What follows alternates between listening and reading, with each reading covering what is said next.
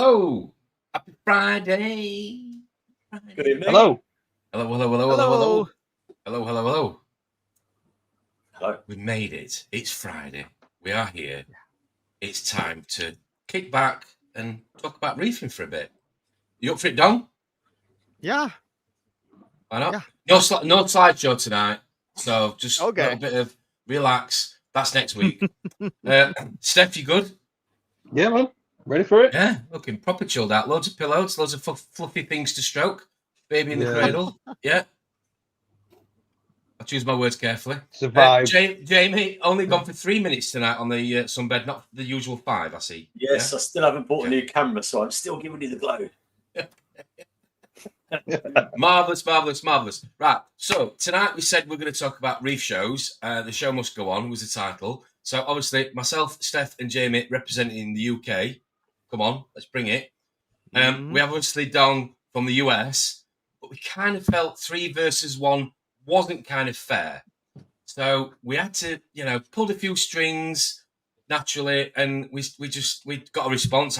We were shocked. I mean, we've got Will from BRS. I mean, hello, welcome to the show. Thank you. Thanks for having me. Another American supporter, and we had to have this guy on. I mean, he was amazing at Coral Freaks. I'm sure those of you that joined or that attended will vouch for that. We have the one and all Corey. Here he is. Hey, what's happening, guys? Hey. Let's just get this over and done with now. Yes, he has a Christmas tree in the background. I bet he's the kind of guy that wears Christmas socks as well. You might be right onto something. No way. Look at this. And I bet he's the kind of guy that wears Christmas pants as well. No. That's only for you later to see. 2 minutes in. Right, okay. Corey, honestly, thanks ever so much for coming on. Will, thanks ever so much for coming on.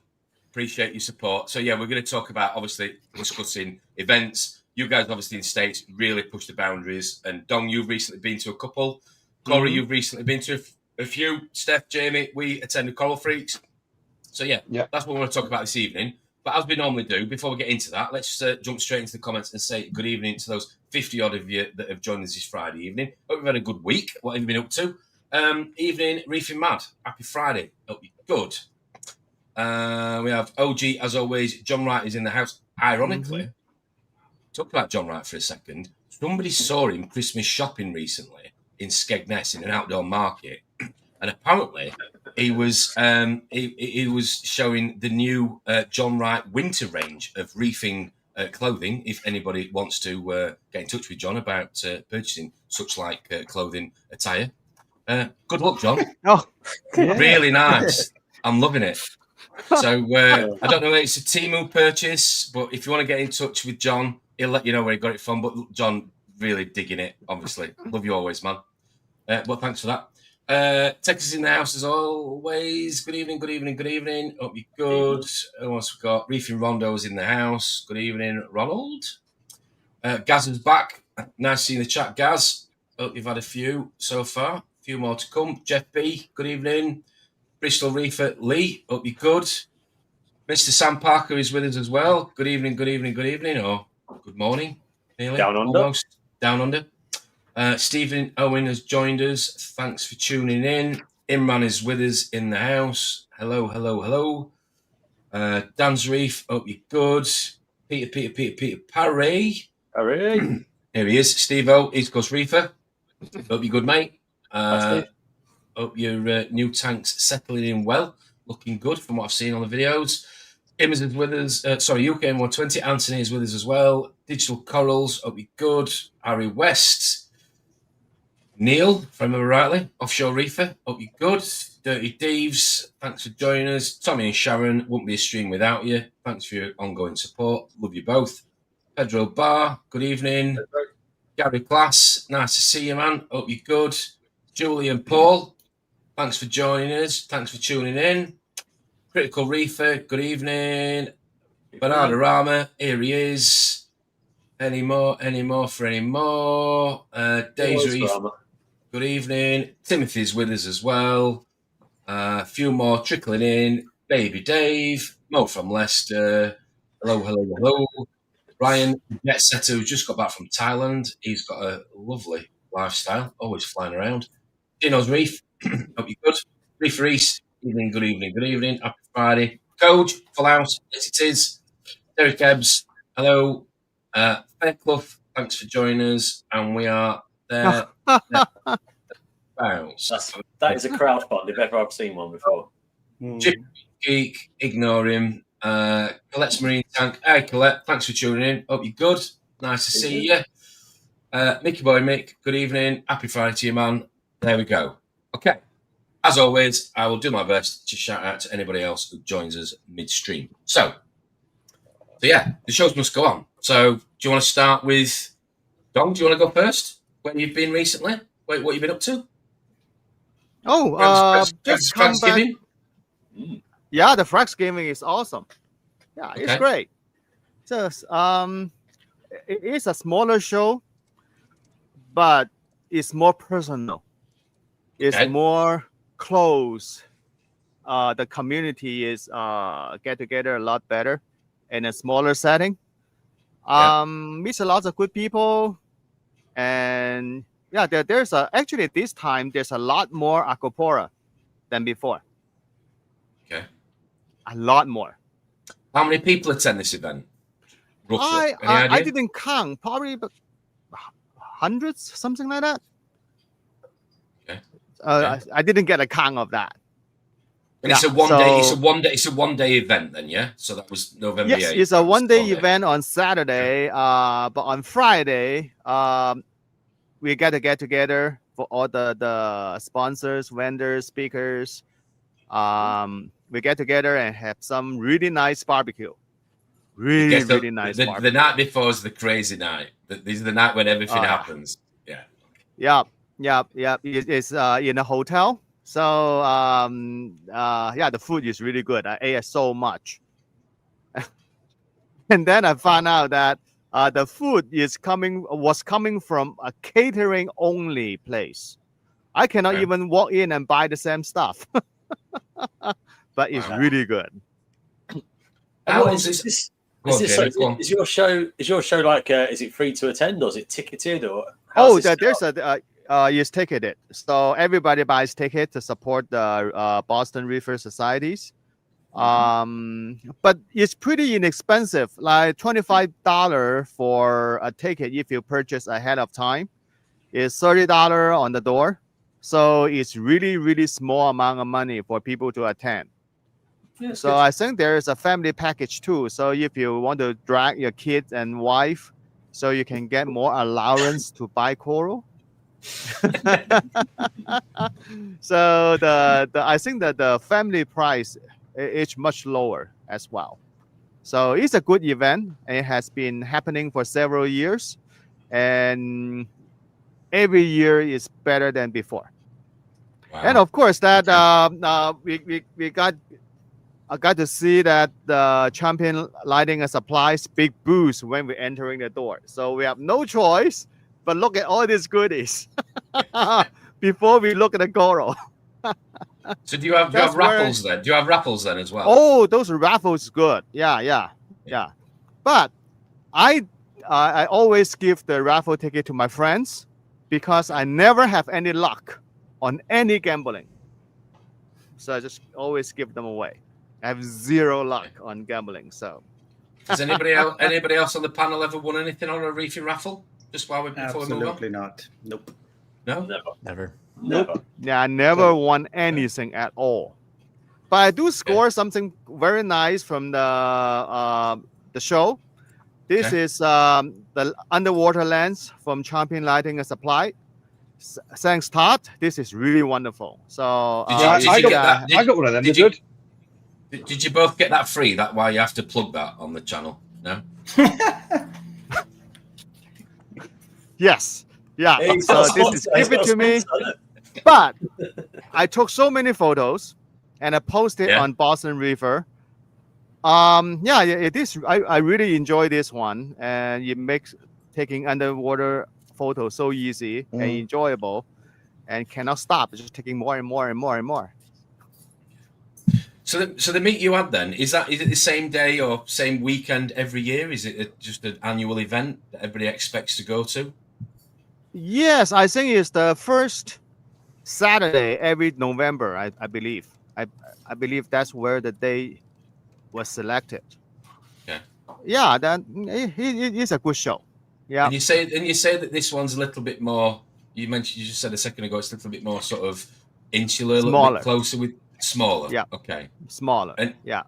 So Will, over to you just for a second. So you're obviously BRS TV, huge, glittering lights, Disney World sort of American event meets that we the British would sort of, I suppose, portray. How do you, with what Dong's saying in terms of smaller events, how do you balance it? What makes a big event a small event? What makes it work? Actually, I can't hear Dong or Jamie currently, so I'll reconnect in a second. But you can hear me. In terms of, I can hear you. Yes. So in terms of the question, sorry, what was the question again? And then I'll reconnect. Dong was saying that he's just been to the Boston Reef Society meet, and it's a much smaller event. He said it was a little bit more personal maybe than some of the bigger events. Yeah. How do you manage? How do you sort of, with what Dong's saying there? How do you manage a meet being a little bit more interactive or a little bit more intimate, as opposed to a large scale event? How do you guys obviously in America have got big scale events? So how do you factor that in when you're organising these meets? Well, twofold. We go to both small ones as Bulk Reef Supply and big events. We actually just went to a local one here called Reefing USA recently, which was really cool. But in terms of bigger events, really we focus on a lot of customer interaction while we're there. So a lot of our sales representatives are going to be there, interacting with customers and telling them what the products are and what new is coming out, alongside trying to make fun events. So we do limited edition stickers. The booths are generally more thought out. I know our purchasing and marketing team spends about 6 months planning the booths. So it's a long period of planning, and obviously things change all the time as they're going along, and then trying to figure out how to what portions of events to sponsor. I believe Bulk Reef was the sponsor of I think all the ticket sales at Reefapalooza, I believe it is. So just trying to interact with the community more like that, and figure out ways that you could really touch individuals at the community or at the event instead of just a big broad flashy light show. Fair enough. Okay. You talked about planning the event then for a second. So in the UK, we have a bit of a frustration when we go into a local shop and there is Christmas stock in the summer. Yeah. So talk about planning an event. How far in advance do you have to plan some of these events? Well, since we've kind of gotten in a routine of being at the events, it's pretty much ongoing. There's never really a beginning or end to it. We're basically from the second one show stops, we're talking about it up until the next show, thinking about new ways to innovate and change. Okay, fair enough. So, Dom, back to you at the recent one you went to. What was the standout sort of, I suppose, what stood out to you most about the Boston Reef Society? What was it that made it? What is the identity of the society? What's it all about? Obviously a reef meet, but what makes it different? I think that what it makes different is that it makes people actually get together in a more personal level. Yeah. And because that most of the people who go to the show as customer, as attendees to look at stuff are mostly from around the area. So like in the New England state. So the vendor is coming over from all over the country. So, but the attendees are very focused on like Vermont, New Hampshire, Maine, Massachusetts, New York, New Jersey. Yeah, it's pretty big.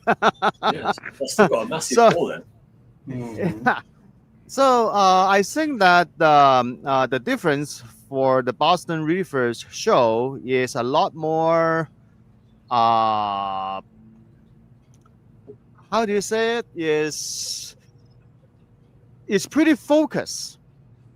Instead of having so many different of distraction, so the everything is planned as a smaller event, so people can go to the talk and go shop for coral, and most importantly, they get meet face to face with each other, with a lot of people that you show online, and also be able to see some of the product in person. So, for example, on a gigantic event, you just don't know what to see. So you walk in the show floor. There's 100 vendor there. Everybody have their specialty unit, and then you probably cannot even get over to look at all of them. But for matter of fact, that the Reefing Society is pretty small piece of pie in a hobby. The reefers, we are very specialized, unique breeds of people. So I think that here that we value the person-to-person interaction a lot more than just a flashy, like the show booth, disco ball, that kind of thing. But it is a lot more personal. And well, also another, go ahead. What I noticed when me and Drippy came over to the States in, come on, help me, Steph. When was it? April. Orlando. April. Yeah, to wrap Orlando. But just and I know we always talk about this in the UK about America, and no disrespect, we always say you do everything so big, everything's like on a huge scale. And we walked into that, and the biggest thing I couldn't believe was we stayed in that hotel, and then the complex behind it was just like, I would say probably 3 times the size of the hotel. It was huge, and just everything's just massive, and there's so much to take in. I think at one point we were just like, have we been down there yet? No. Have we been down there yet? No. Have we been down there yet? No. Have we been There was so much to see. It was like, wow. It was like, for us Brits coming for the first ever time, it was really like overwhelming. So I kind of get which was great, but I also kind of get what Dong's saying, which we've recently had in the UK with Coral Freaks, of which obviously Corey attended and was on stage giving a great speech and talk. Corey, how did it gauge for you? You've been on Germany before. You've been to meets. How was the UK Coral Freaks recently? Well, I went to the Coral Freaks last year for the first time as a guest. I didn't know what I got myself into. I just signed up and got on a plane. Wanted to see Than. I knew Patrick and Trina, so I just flew over. It was really something different because it wasn't like attracting the typical customer base from a trade show, because it's not a trade show. You had so many passionate hobbyists, not for buying corals. So it was a very interesting, cool community. This year reflected again. Yeah, I think it's that's how I feel, is that you feel more like a community than just you being pushed into some gigantic advertisement venue. So for example, that when you go to larger show, you're going to see 100 scoly and 200 meat coral. Yeah. But there is a one when I talk to people, I ask them, how do you feel after getting went back from the show for all this national show, is that people will generally say, oh, there's so many vendors there, and then they're all selling the same stuff. Literally, the coral, the same coral. You come here, the same coral. It basically is more like a price war. Yeah, to buy stuff. Yeah, and also people are holding out for the last minute in the afternoon, so to try to get some good deal. So it turned to, instead of interaction between hobbyists, it's more like you go to a flea market, and then you are shooting for some good deal at the end. When the vendor looking at the 100 same kind of scoly cannot sell, they have to liquidate them. They don't want to bring them home, and then the show become the last minute, like the eBay sniping, and try to get some good deal out of it. So the for the smaller size show, and that is more about the hobbyist. The more focus on the people and people interaction, instead of go there, try to shop for something, get some good deal. But for matter of fact, getting good deal on the show is really actually not that simple.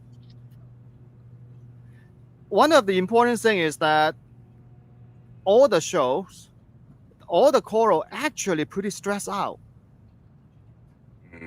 After you bought those coral, especially SPS, the mortality rate is really high. Let me give you one example. We have a show in Connecticut every year in March. They call the Frag Farmers Market. So William, you know that, yeah, that is huge in the new, even though it's in Connecticut, but it's so big. And you cannot find a parking. You have to park at the lawn of the high school. And then the hallway is pretty narrow, and you have to rub against people and try to get there and look at, oh, okay, so that's the same school they saw it over there. How much do you want? That guy offered $200, and can you do 180? So, and wow, when things is so big, so massive, and I think as a hobbyist, frequently lost the focus. Why am I here? So I think it becomes a bit more competitive then. Almost. Oh yeah. Like Black Friday, like the first doors open, the TV on offer, got to get it first. Okay. And another thing of what I found out is that if you go to a big trade show, and then there will be so many people, for example, crowded on some new technology. Okay. So the chance of you to actually touching it probably is not as high. And also that the representative there is going to deal with so many people, and the attention paid to you probably is not really that much. Yeah. So for example, that we saw the ocean sea wave, and that thing that the Champion Landing Supply, and they have that demo there, and people got to touch it. Actually, for a smaller trade show, I think for promoting product probably is a lot better. For example, that you people can watch as much as YouTube video about a product, about a new product, and they didn't get a chance to see in person. No matter how many video you watch, you cannot beat if you go to that, actually physically looking at that product and physically touching it. For example, I can give you 100 video about the rebreather light, but when you're actually touching the light, and this is cold, those kind of human interaction, physically touching the product, will actually sell the product. For matter of fact, this light is running for a whole day. This is cool to touch. Do you let people touch your corals for the same reason, Don? Coral, no. Equipment, yes. Oh, there was a guy came in and put his hand under the water, grab a coral, take a look at it. So I just showed him the door. So this is absolutely Don can get angry, can he? Can Don get angry? Oh yes, of course. That if you put your hand in my tank and grab a coral and look at it that way, no, please. Yeah, there's a highway. Fair enough. But for products,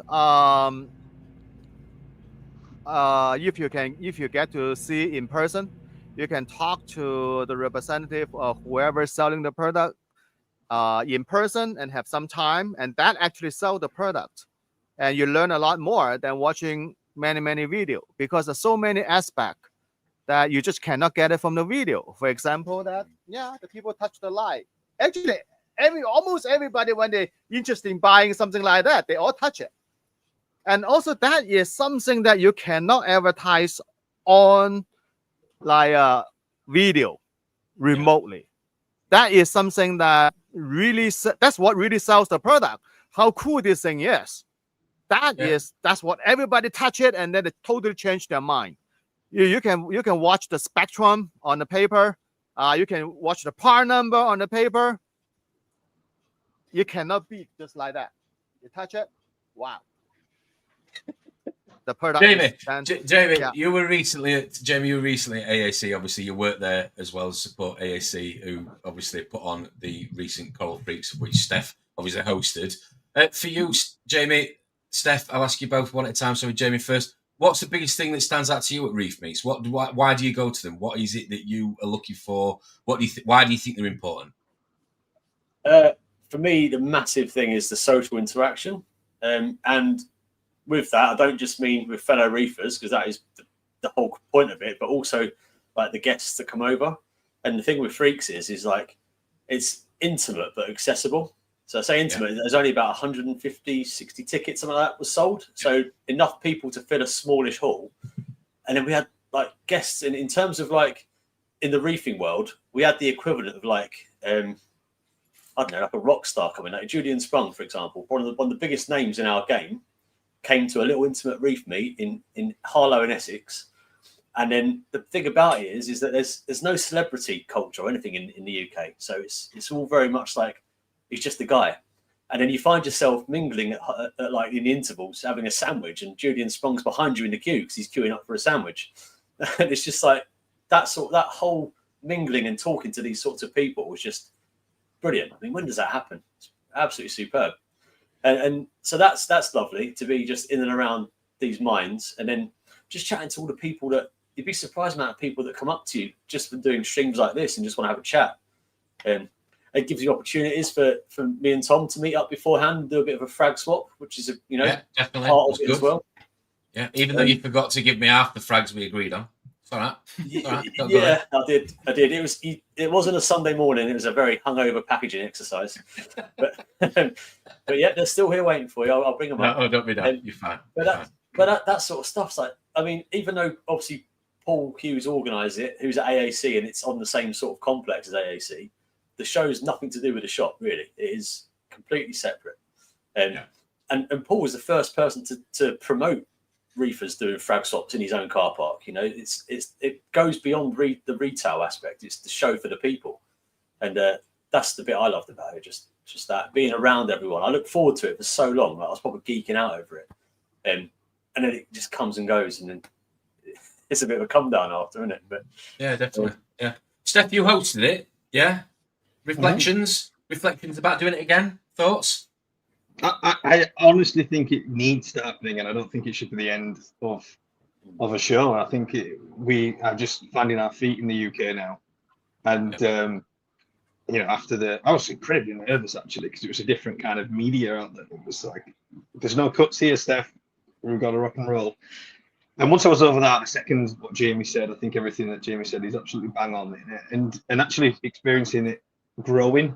So since I started attending shows, which I think the first ever show I went to was Love to Reef, and then watching that grow over the years, watching Coral Freaks grow over the years, and then obviously we've got ACO, which is a bigger scale show. I don't think that we should be. I think if anything, Coral Freaks should still be a thing, and we should be looking at another show to fill the gaps in the year.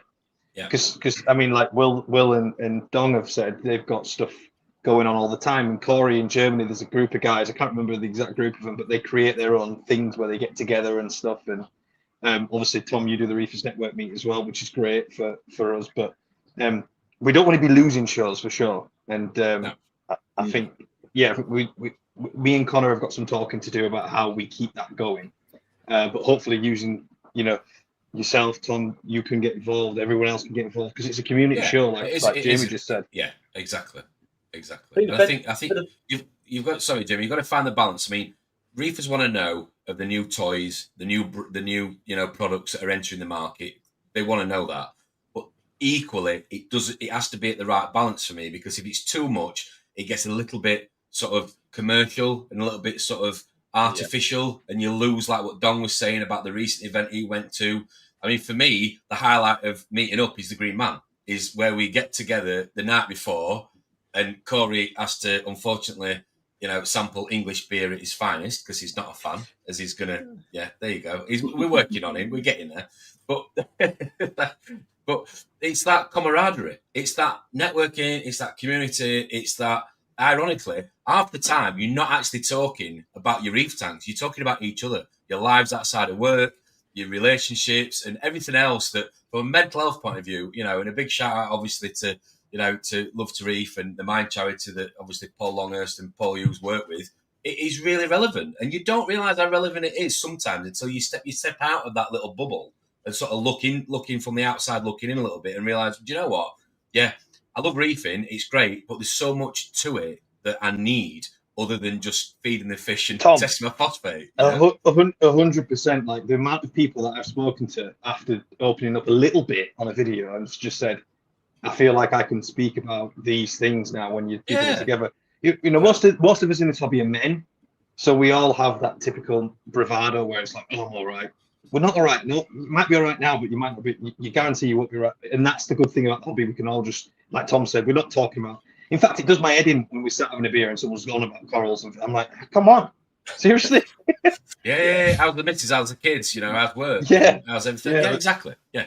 And the frequency for me is important, because if you have that frequency, like the guys in the States do, that frequency allows you to have that frequency of conversation, and again, face to face. I mean, I know you can have it obviously on social platforms, YouTube, you know, Instagram, whatever, social media, but to have that instant, that face to face and that social interaction for me is almost a counselling in itself. And I won't get too mushy tonight. It's a Friday night, but you know what I mean. You can kind of like, you can catch up with people because you remember the last conversation you had with people, because it's frequent enough. You can continue that conversation. And that's two-way. It's not just all about, you don't just go to a show to help other people, they help you as well, which sounds really strange, but you leave these reef meets with a sort of sense of satisfaction, even if you have spent $500 pounds on a coral or whatever it is. You feel, you leave, or you should leave, I hope, with a feeling of sort of, like I say, satisfaction and fulfillment. Does that sound right? Do you agree? Yeah.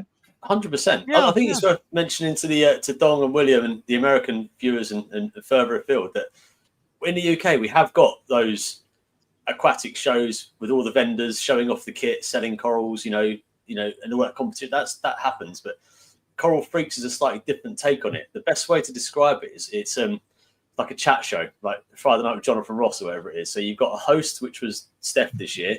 Sort of a bit of bantering between the five guests. Jimmy Kinnell, is that what you call him? There you go, yeah. And it's literally a question and answer show. Then the audience get an opportunity to ask questions direct to Salem, Corey, Julian, Jamie Craggs, and oh God, I've got to name the fifth one now. Tony Vargas. Tony Vargas, yeah. Oh, he's there all the time. I forget about him. So it's literally a Q&A between the audiences. There's no corals being sold in the show itself. There's a few small trade stands, but it's not about that at all. It literally is about hearing from the industry experts, hearing the latest research, question and answers, even a few stupid questions thrown in. It's a different sort of show. I'd just for my own interest, I'd wonder if, like, do you have that sort of thing in the States, or is the States purely like a commercial type thing? So we did. We had something called MACNA, which I think most of us might be aware of that. And from that came some of, at least in my opinion, some of the best talks. But they're more presentations than open communications. But some of those videos out there are some of the best talks, in my opinion, on reefing. I mean, Julian Sprung's talk at MACNA is pretty legendary. So we did used to, but I think oddly enough, I think maybe the community out here isn't asking for it in such a grand size. A lot of people are very into the flashy lights, the commercialized side of it. I would definitely take that. That's definitely what I took back from my visit to America. It is very much, and again, no disrespect to American viewers at home, but you guys are used to it. It is literally sort of like not force fed, but it's there. It's got a presence. For us in the UK, we're trying to, again, just careful what I say, we're just finding his feet. It's working, like Steph's saying, it's got a bit of momentum. We need to keep turning, whatever you want to call it. I'll say it, right? We're British and you're American, and I love the way that the Americans go about stuff. It's so enthusiastic, whereas the Brits are like, I bought a ticket, I'm here. And then whereas the Brits are like, hey, I'm Diver Man. Hey, what's going on? Look at the size of the sandwich. And it's just like, it's crazy, and that's what we need. It's infectious, and you only live once, and that's how you should live. Me and Drippy were in the hall for that again here for whatever it was, and he's here in the chat. Thanks ever so much for coming on, Dad, man. You're a legend. And he was doing his dance, and I was just like, I'm gonna choose my language carefully. I was like, what the, I was like, what on earth is going on? And then I was just watching, and everybody was just buying into it, and it just raised the morale of and this is before you go in, and this is a brilliant sort of pump for people before you go in. And this isn't just guys. I know, Steph, you're right. He's saying majority of guys, but this is, the biggest thing that I took from my visit to the States when we went to RAP was just the I suppose the mixture of the diversity of people going. It was men, it was women, it was equal split, it was kids, it was a family affair, it was a family day out kind of thing, family weekend, which was amazing. And hopefully that's something that in the UK we can strive to achieve in time. You're right. There's an appetite for both, and that's why Paul always says he imports Tony Vargas for these shows, because he's just on stage and he's that big, booming voice and a bit of charisma, and it gets everyone a bit ready to go. Whereas if it was all just the Brits there, we'd all just be waiting, sat quietly for the lights to go down or something. You need a bit of that, and let's face it, our hobby, our world is quite small. So I think the whole fact that we bounce off our transatlantic colleagues and stuff, it just makes it feel a bit more real and a bit more inclusive, doesn't it? And a bit more, dare I say, global, even though we're quite a small industry. So I think you need both, didn't you, really? Corey, you were on the panel. Sorry, Don, you were on the panel, Corey, at recent Reef Freaks. So obviously you stayed over here for a little bit. You've been here a couple of times now. So what's the differences then with the UK versus Germany then? So how do you guys do it over there? You're not too far away. Sorry, you were a bit cut off for me. What was the question? So how do you guys in Germany do? You've been over here a couple of times now to the Coral Freaks, yeah? You've witnessed how we do the events and the night before in the Green Man. It gets messy. You wake up with a hangover. You've had way too much English beer, way too much because you don't like it. But anyway, moving on. So how does it compare to how you guys reef, or I suppose community reef in Germany? What's the differences? What do you notice as the key sort of differences between the two countries? So in Germany, it's an odd in between, like from what I've witnessed in the UK to what we see in the States. So we have this kind of smaller conventions with some speakers and some vendors, but it never gets like too commercial, but not too like community wise. It feels like an uneven event. It's very unpleasant. So I don't know if you got, it really is. I mean, Germans are not known for being the happiest folk anyways. So it was kind of odd. So trade shows weren't that big in the last, I would say, 5 years. So many of them were closing down. And about 3 years ago, when I was at Reefapalooza for the first time in Orlando, I looked at my bosses and I said, this is exactly what we need. Yeah. So first thing, we got back, we sat down, and Will told you how long planning a convention or a trade show takes. Yeah. So it took the whole year, and we did it ourselves. And I would say it was a great success. Steph even was there for the second time. So you can kind of give your perspective on from an outside how it was. And we wanted to try it to get it more into a big convention style, but still having the people as the main event. So we had, I hate the word, but we had influencers there. So people that are more known on the internet. So if you as a hobbyist follow them, you could go over to them, have a chat, communicate. We had basically every brand on the market we had there, so you could talk to them. So it was a really nice fusion of the big shows, but still being more community driven. That's how I would see it from my perspective, but I think Steph can. No, I think it felt, I said this to you guys after, I said it did have a feel like rap, it was very, but at the same time it was implementing that intimacy from the British shows, like Freaks and Love to Reef, and it was a good mix. And I'm told, I believe, Corey, the hall's going to be a bit bigger this year. Yes. Next year. Sorry. Yeah. Next year. Yeah. So already completely booked out. So yeah. And it was so like anyone watching, if I'm going to go next year, but it would be nice to see more people going. I was literally the only guy who was actually English there because everyone was German. So it was I was very out of my comfort zone. But everyone like the Niles guys and stuff were. Oh, he's got a cat as well. Do you want to tell us when it is and what it's called? Get it out there. It's the Reef Mania, and it's Reef Mania. Yeah, it's on the 20th and 21st of February. So the weekend in yes, near Stuttgart, so about 10 minutes from White Corals. So if you head there, we do similar things like the Green Man. Everybody's in the same hotel. It's a big steakhouse inside, so we all sit down, have a good steak, and afterwards have some beers. Steph has an amazing video of the after show party. We usually have the after show party at the coral farm. It got a bit out of hand. People were doing breakdance in between the coral vats. It was kind of Do you know what's cool though? Corey's got like competing. Is competing the right word, Corey? But people from other places that are not Niles or White Corals around his farm, and there's beers being drunk and people are breakdancing, and I'm just like, how can you allow this? And then obviously Corey, I think you should allow people to make their own frag, maybe as part of the after party. Oh, actually, some vendors actually did that. They at the event they were like, Corey, I need a few frags of that. I was like, I'm working. I can't. I have to watch here, and gave them just a clipper, and they did their frags themselves. I mean, they know what to do. Brilliant. Frag. I can't keep looking at that tank behind you without getting you on full screen. Come on, that is a nice tank, man. So this is BRS 360. So I'm in the office here at Bulk Reef. So this is the 400-gallon agro. Oh, is that a Renii tilefish in there as well?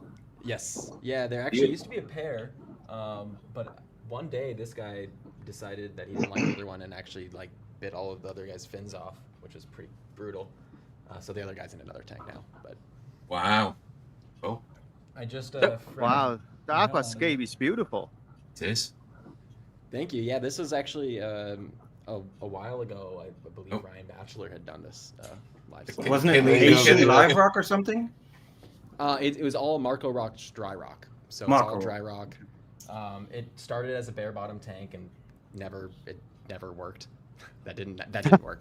And so when the second we put sand in it, put a bunch of these started out as larger colonies, but they've about quadrupled in size, I'd say, and just fragged them. And I don't know what to do with all the frags. There's actually a frag rack hiding in that corner over there that's a frag right there. You can see that little guy. Wow. Oh, wow. About that size. Yeah. So I gotta figure out Will, how long have you been reefing and how many events do you tend to go to? What's your sort of... Yeah, so I was born into a house with a reef tank.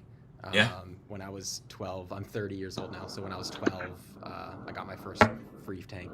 My dad took care of it. And then ever since then, I've had one in my house. When I moved out, I had a 75-gallon tank, the first place I moved out to. And now I have a 25-gallon in-house because I take care of all these guys. Yeah. So I've been doing it for I'd long say time, my whole life. Yeah. So reef meets to you then? Why are they important? What do you get? What do you forget BRS for a minute? What do you as a reefer? What do you get from it? What do you? Yeah, community. I think everyone's saying here. It's community. I met Corey. I met Steph there. I've met a ton of people there. Make really good friends.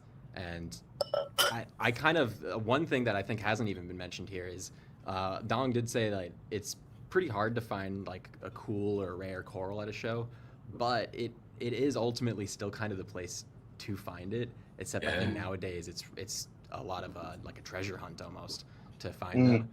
So I've found some I'm a big softie collector, so I found some softies that I've never seen before at shows, and so I think that's the other big aspect for me is seeing things that people you've never heard of bring things in to the US that you've never seen.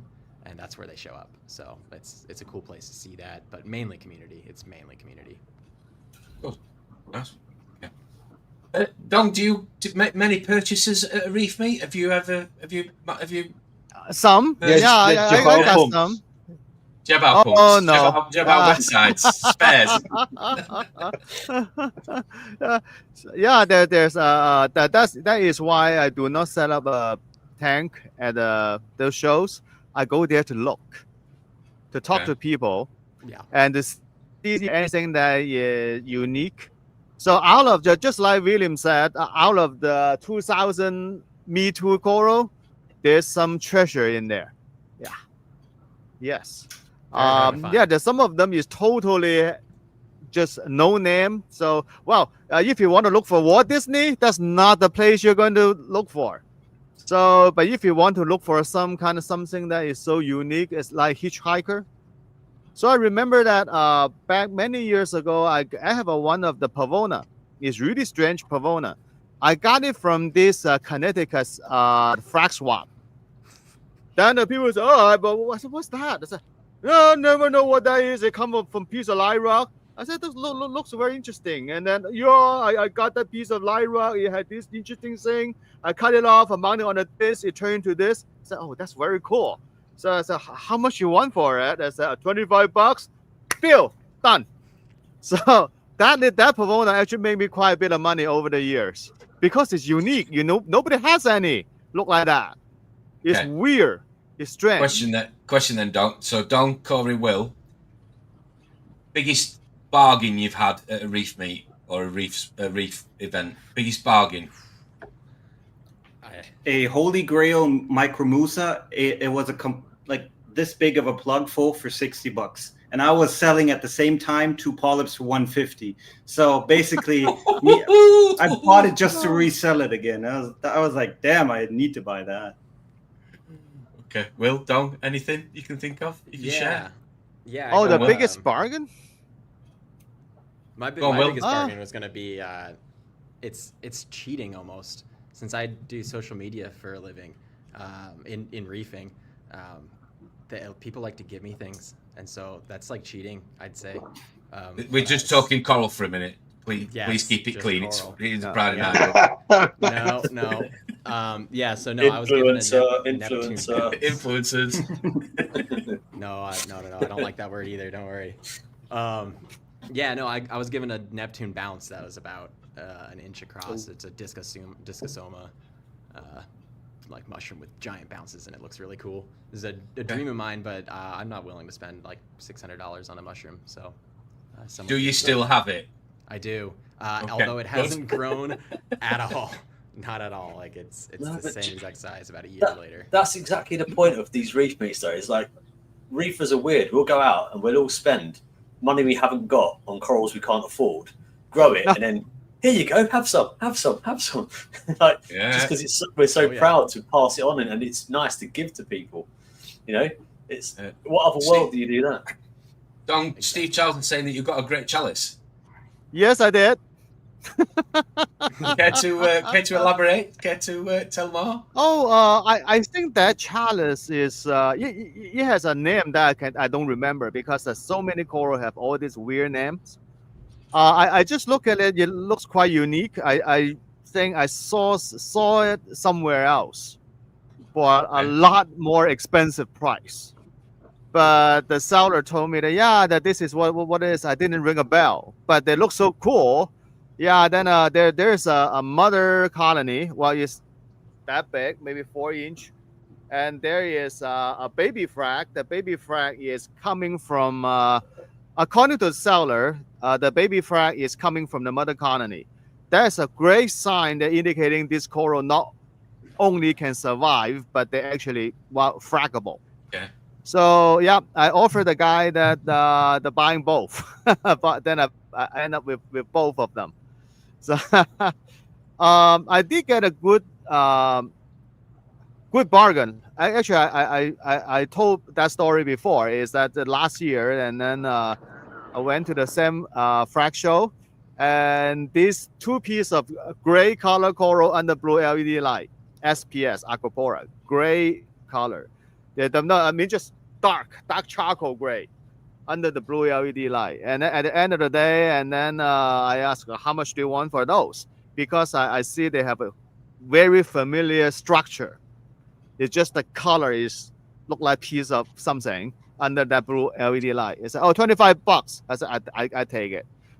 As soon as those are like mini colonies. So as soon as I came home, I put it in my tank, Oregon Turk, bright blue, shiny blue, under my T5. Two mini colony of Oregon Turk. The bluest, the blue.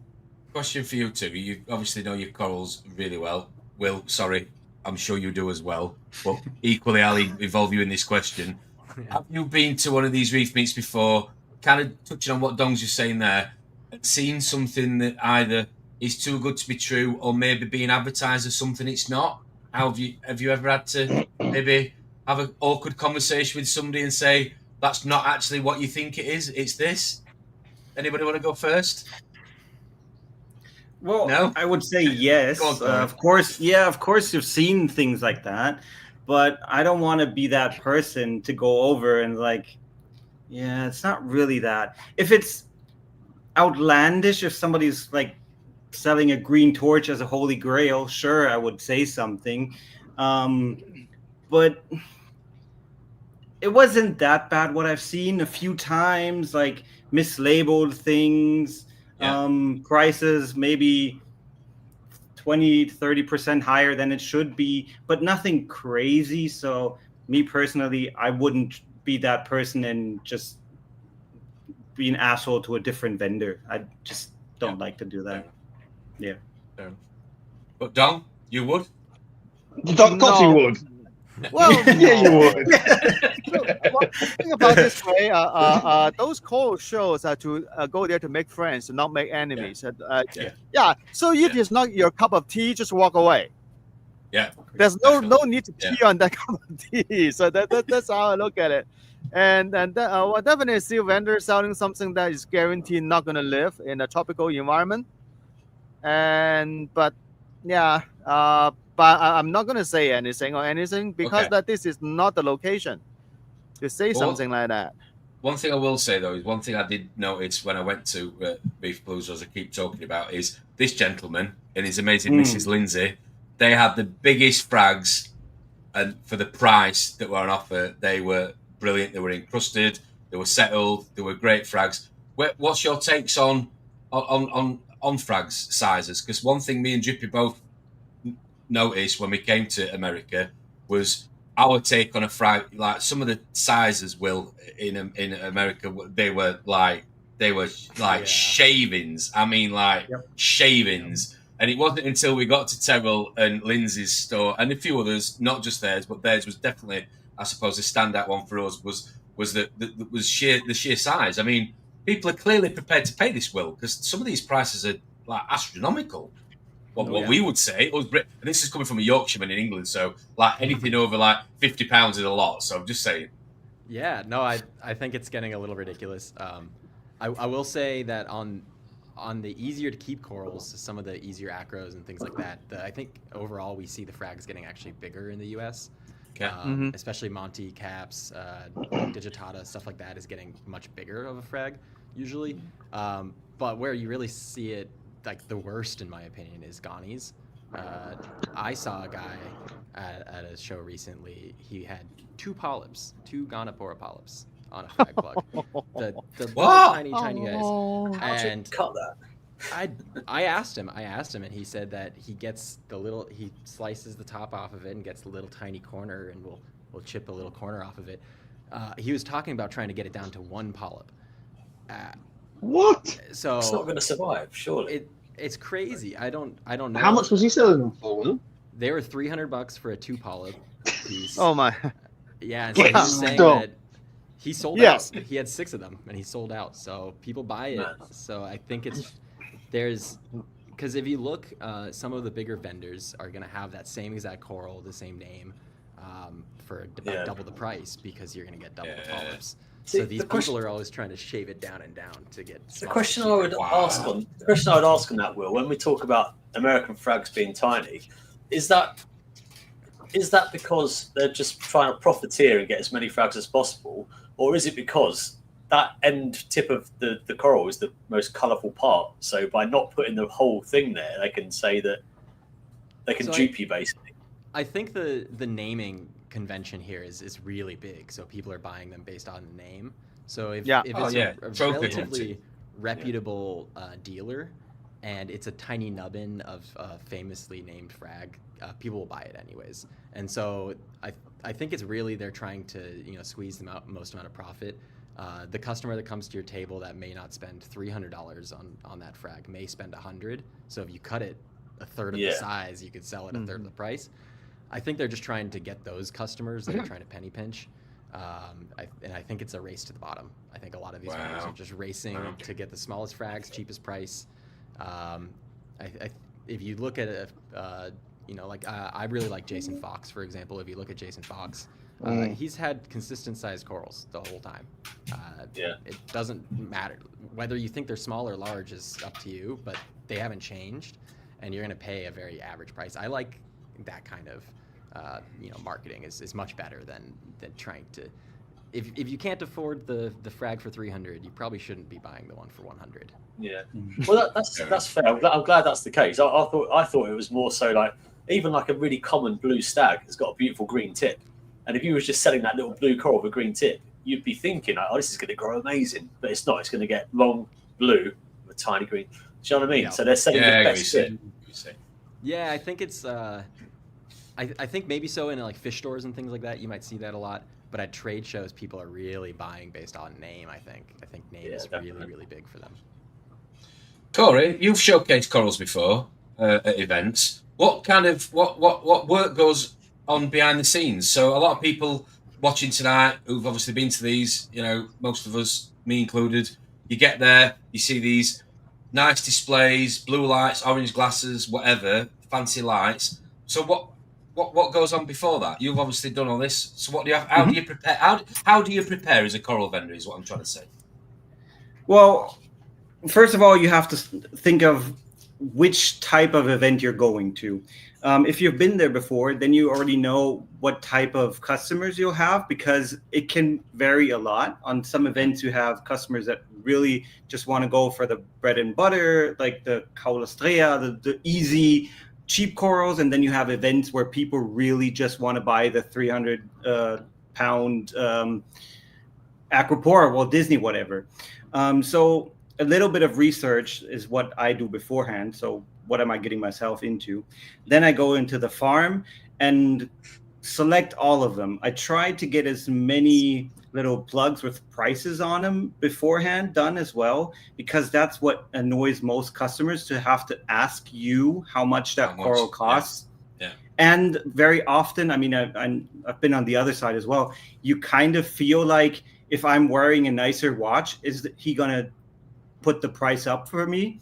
So that's why I try to get. Yeah, I mean, I know that feeling. I've been there. So that's what I try to do.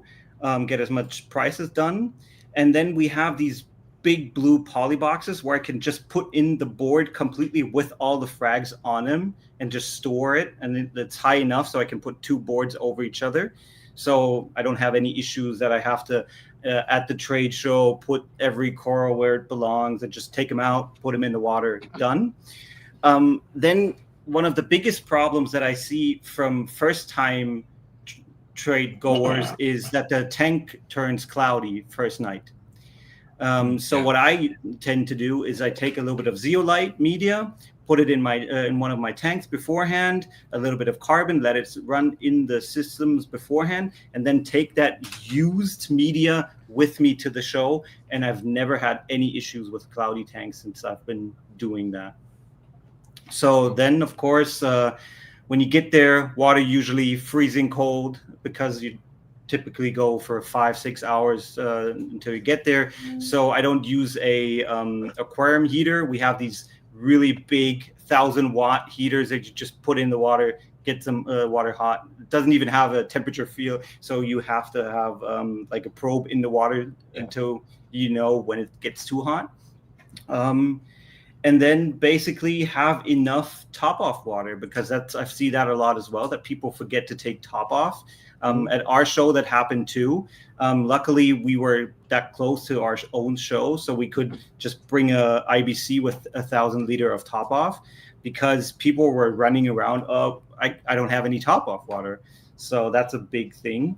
And then it's just a lot of talking, a lot of talking, and then the drinking, and then more talking, and then more drinking. a lot of drinking. Steph and I, we've been there. Good drinking. Okay. Lucky Bob's just got a quick question for you. He's also asking, what do you do after the event so you reclimatize the corals back into your displays? Good question.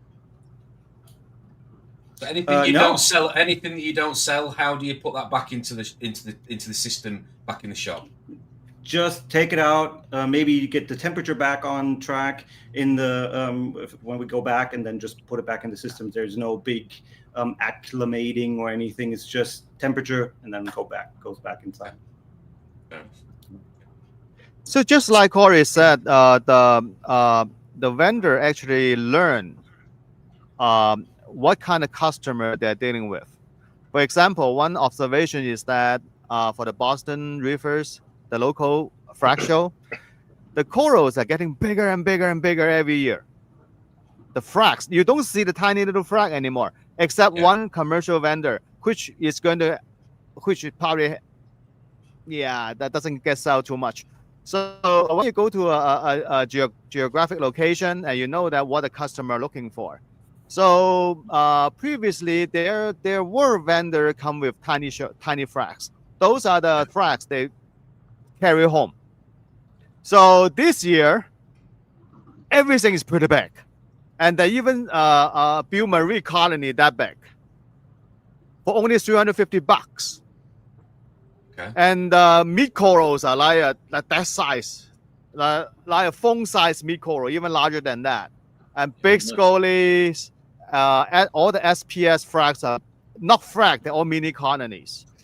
So because that the vendors learn that if you want to sell anything in this geographic location in Boston area, people don't buy tiny little babies. So they know what sells and what doesn't sell. And also another thing I noticed is that, well, Corey said you have your price displays, right? You in the frag show here, you rarely see the actual price on the coral. Oh. That for me, except I don't buy corals and I can't see a price. It puts me off. That's a different culture. So for example, if those easy frag like $10 each, $20 each, yes, there's a price tag saying that all these trays are $10 and these trays are $45. And then there is, of course, that there will mystery tray and have no price tag on it, or the whole vendor has no price tag on it, is all individual. Because the price change throughout the day. I'm not talking about the vendor will look at you. You have a Rolex on your wrist, and then tell you this is a $10,000, and then if you have a Casio on your wrist and tell you for $10. No, it's not like that. Because on the frag show is too small. You really cannot tell one customer one price, the other customer another price. Very difficult to do that. Customers are going to talk to each other as well. Yes, exactly. Yeah. So when people do not put the price tag on it, is that over the day, the price are dropping. Yeah, it's not a stock market, though, is it? You can still do that. There's a question here from Pedro. What do you prefer? Bring back corals or sell them all at the end, even by a lower price? So, Will, you've been around the block a little bit. So, what happens over there with stores towards the end, second day? Is there a last-minute flash sale, half price? Yeah, it gets crazy. Yeah, the Does last it? show gets insane. You'll see all the big money spenders come out with their coolers and their rolling coolers, and they're running around looking for all the best deals. So do you think people on the first day go around to look at what has not sold? So yes, yeah. So the whole like Reefapalooza, especially Reefapalooza, is like there's a whole culture around it. It's crazy. People will pay the premium to get in beforehand, and they'll go and try and make like behind the door deals. Oh really? To like come back going to a car boot early. Yeah, get something rare or. But then they'll stay there and they'll scout it and they'll check for the first day, see what's at the end, and then you'll see a ton of people on the last day, usually like the Sunday at the end, just scrambling Yeah. for corals. And Any fallouts? Anything? Any altercations Yes, ever taken place over corals? Nothing bad, No. but I've seen quite a few vendors kind of grumpy because they've already put all their corals back, and someone comes by and is like, "Hey, I want that one," and it was already put away on its way back, and so they have to go dig it out. But other than that, no, it's we got a friendly community here for the most part. Yeah. I totally get the thing about, obviously, on a show, prices dropping at the end of the day, because if you're left with, say, I don't know, 10 or 15 pieces, it's not really worth transport back. You just want to get rid of them, right? That's fine. But I was in a chat the other day, one of the WhatsApp groups was sort of talking about when you go to some shops and stuff isn't priced. For me, I don't like having to ask for a price, especially when you can hear other people asking for prices and you hear different prices being bandied about. I'm like, I'm not going to get myself in that position. I'm not going to ask for it. If you're not going to price it up, I'm not going to ask about it. And that's it. Just, yeah. I don't like that sort of haggling sort of culture. It it's not for me. Oh, come to Yorkshire. She's born and bred. Steph, talking about Yorkshire, Steph, for a minute. You're a man that's travelled some of these shows and obviously broadcast them on your channel, as amazing as they are. Question for you then. Best food you've had on a meet? Anything stands out? So we haven't spoke about one other show that I have been fortunate enough to attend, which was Indonesia. Okay. Now that was a different world. We can't even touch what they're doing. Seriously, it's mental. Okay. However, I'd have to say the best food I've ever had is probably I don't know if you have had this, Tom, when you were there, or you guys who went to Rap, but they do like a Cuban sandwich in the Carib Royale. We had it in the Carib Royale Hotel. It was a fortune, but it was amazing, and it was incredible. Yes, it was Cuban sandwich. I agree, it was. So I would probably say that, and then everything else in America, as you already said, is just too big. So you ask for a sandwich, and it's like, it's just too big. Yeah. Don, any favourite, any favourite delicacies at a reef meet? Anything that you particularly like? I don't pay it. Well, the barbecue was the night before. Okay. Because I do not eat lunch, so I didn't pay attention to the food. I just pay attention to the coral, the vendors, the equipments. Yeah, then I think that there really anything that on the show that trigger my fancy in terms of food. Yeah. My attention is somewhere else. Yeah, corals. Yeah, corals. Okay. Yeah, fair enough. especially I do not eat lunch, and that. Will, question for you. Some of the events that we have in the UK, there's a donation to ticket prices towards, I touched on it earlier, mental health, charities. Is that a big thing in the States? Is that something that you guys do? Is there any sort of put back into the community aspect at all, or? I'm not specifically sure about trade shows in specific. Yeah. But I know that there is actually like quite a big focus on give back, especially in the in the ocean section. So like a lot of the brands will end up donating a percentage of the profits. Bulk Reef partners with the Florida Aquarium. Hello Reef donates 2% to oceans. So there's a lot of brands that do it. It's not nearly as prevalent, I think, in the tickets and raffles and giveaways. I haven't seen anything like that. Raffle prizes then. You guys, sorry, Don. You guys like to take it a little bit more extreme than us in the UK. So raffle prizes: win a car, a holiday, a fish tank filled with Dong's corals. What are the top sort of choices that people get? What are the big picks? What are the big prizes that people want to win these days? What are the what's up for grabs typically? So I think I go ahead. The only one there's one that really stands out to me. It was actually a Bulk Reef Supply Black Friday giveaway. We do a lot of giveaways in the U.S. in general. We love our giveaways. But one of the things was to do a giant we'd fly you out to Worldwide Corals, and you had a $10,000 or $20,000 budget to go and pick all the corals you'd want, and then we'd fly them back home. Wow. That was quite a while. Really? Yeah. So they get to buy 2 corals then and come home. Oh, come on, they're not that bad. Sorry. And a Reuben. I mean, to be fair, with $10,000 at Worldwide, I'd probably get like 15. They'd be really expensive pieces. I mean, I thought like at Coral Freaks we had like a Neptune Apex and a Radion. I was just going to say. Prize.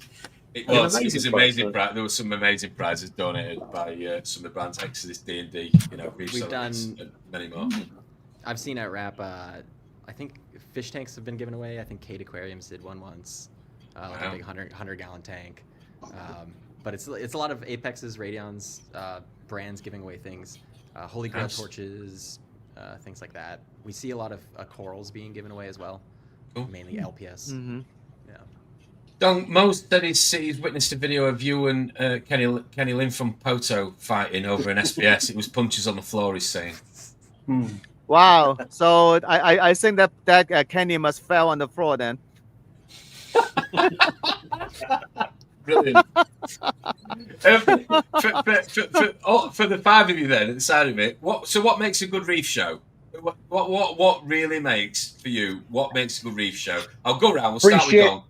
Appreciate. We'll go with Don first. Go on, Don. What makes a good reef show? Well, I think a good reef show is to have more human connection. Okay. And more relaxed. And I think the Can't most take them all, important Don. thing is... Come on. One thing.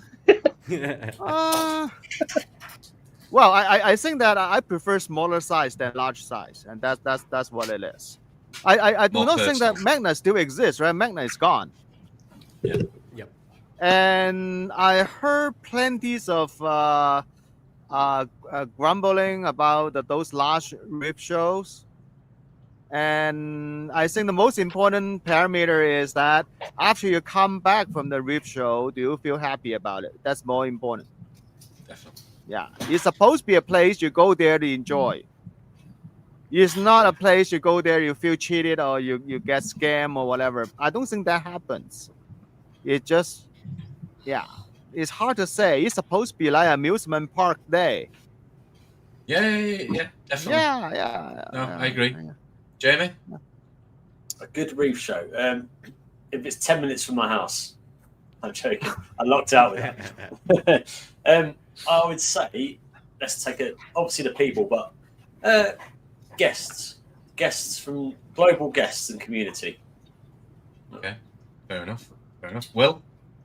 I'm gonna do the very American thing, and the glitz and glamour, the big lights, flashy lights. I think it gets people excited. So, have you danced on the tails of Diver Man and his crew then, up and down the hall? You strike me as somebody that has done that. Okay. I have danced with Diver Man. We've actually had a drink together. Yeah, Diver Man. But yeah, I'd say it's the glitz and glamour. It gets people really hyped, really excited about the shows. Seeing all the big shiny products and new and shiny. We all like it. We're just humans. We like shiny things. So. I think that's really what makes it for me, at least the big ones. The small ones is definitely community. Yeah, definitely. Okay. Corey? Well, for me, it's I don't tend to buy that many corals, so that's not really one of the biggest drivers for me. For me, it's you don't need to because you've got them all. Well, still, you'll once in a while find something that you want to have.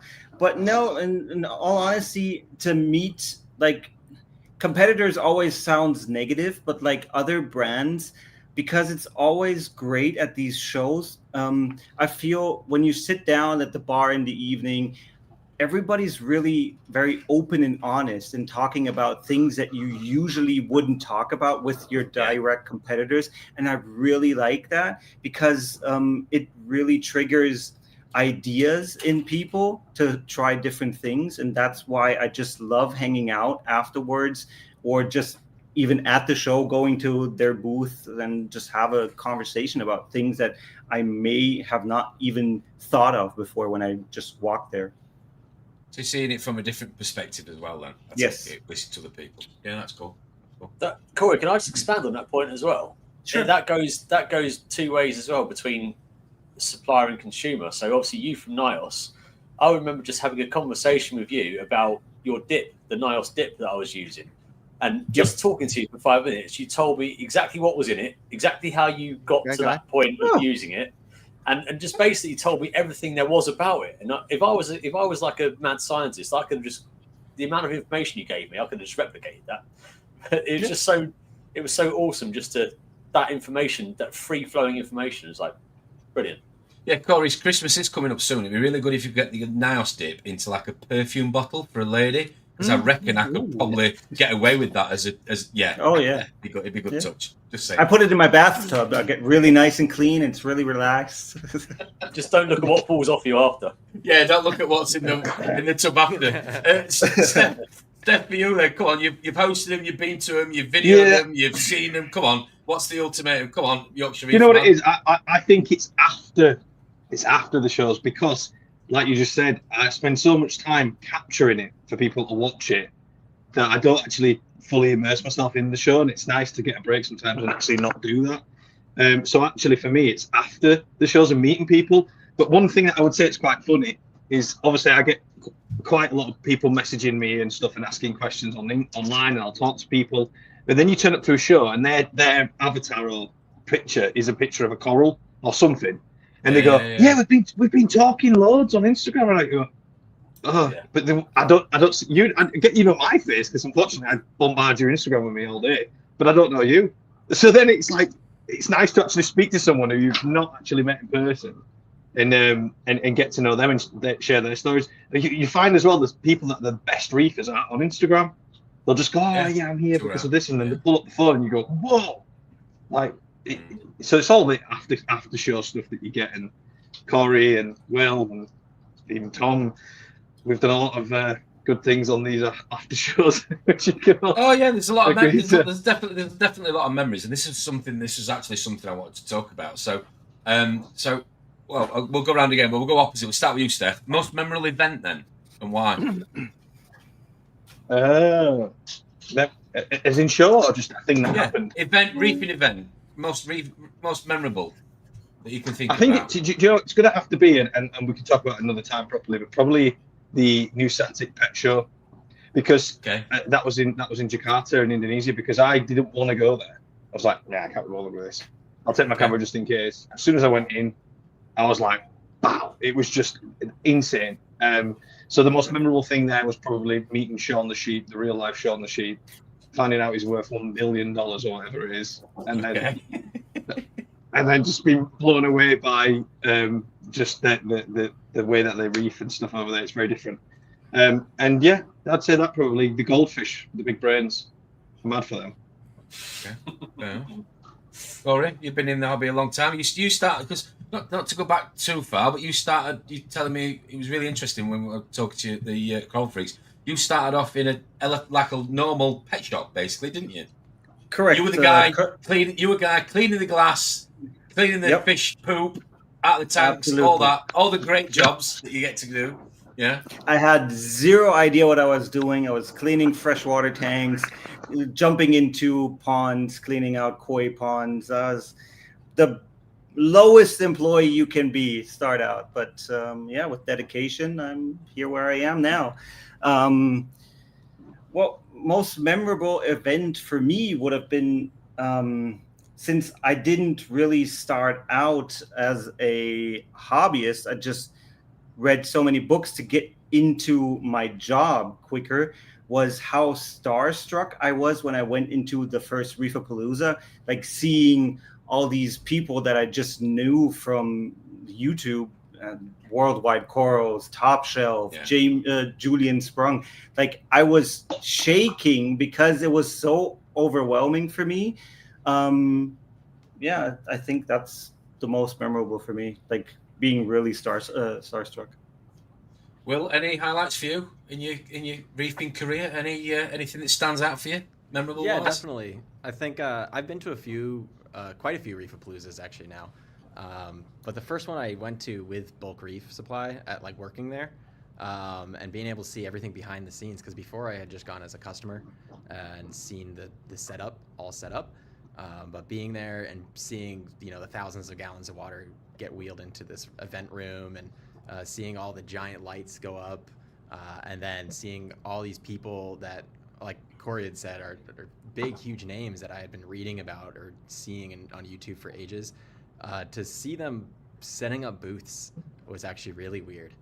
To see like Julian Sprung like schlepping boxes like he's one of us, like a normal dude, and it was a really weird sight to see, but it stuck in my brain entirely. Yeah.